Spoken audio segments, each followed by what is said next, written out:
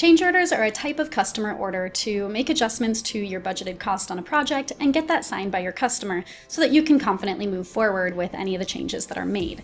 So change orders are going to impact the budgeted cost column on the budget. In fact, if you ever want to change any of the numbers on the budgeted cost column, a change order is a good practice to make sure that the customer is on the same page as you.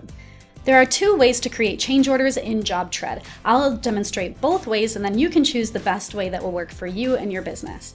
The first way is by editing the existing cost items that are listed in your budget. So here in the budget, you'll see on garbage bags, we went over by $10, and then on the dumpster, we also went over by $25. So let's do a change order to adjust this budgeted cost section. So I'm going to go to Plus Document, and now I'll choose my customer order type, and so it will be my change order template. Let's open that one up. And now I'll select which items from my budget I'd like to include on that change order. And in this case, we want both of these demolition items, garbage bags and dumpster. Now we'll click Create.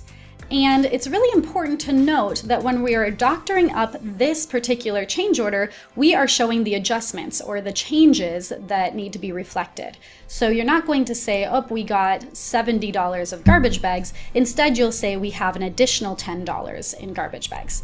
So right here, by default, you'll see that it's putting in the original estimated amount for each of those items. Well, I can click on the item, open up that side panel, and I like changing the quantity to one lump sum, and then I'll put in the total cost of $10 additional that we need to add to that item, and it does include my margin on here, so the price to the customer is $16.17. Now I can also do this to the next one, which is dumpster, and we'll go ahead and change this to one lump sum. And now the total cost I need to increase is $25, and you'll see that I added my margin on here so that the price was higher. All right, perfect. So this is the change that I'd like to make to each of those line items. In fact, I'll probably hide quantity and unit price here to make it a lot more simple for my customer to see, and then I'll click Save. Once I do so, my action buttons appear at the top, so I can go ahead and send this off to the customer, and then I can put in an email message if I need to. Click Send, and then we will say that the customer popped in here and signed it with no problems. Now, when we go into our budget, you'll see that in the bills section, it's no longer red for those items because we have increased the budgeted cost. Now, our original estimate is still showing the original dollar amounts, but you can now see where the change is reflected. And if you wanted to further understand where those numbers came from, you can always click on it to see the full paper trail. Our original proposal gave us $60 on this item, but then we did a change order to add $10. Same thing here with the dumpster. Our original proposal gave us $150, and then we did a change order to add $25 onto it, which makes this $175. Now, the second option to create change orders is to actually add new line items to your budget so you can keep them separate and maybe group them separately from your original contract. So if you're going to go this route, I encourage you to make sure that you're viewing all of your estimating columns. So I'm going to go into my overview view of my budget here, and then I will add a new group, and this will be called change orders.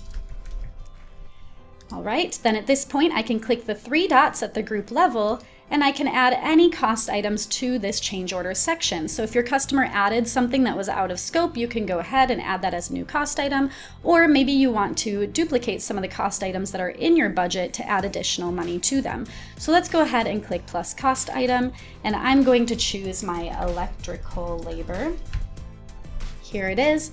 And then you'll see it pulls it from my catalog with all of my information in there.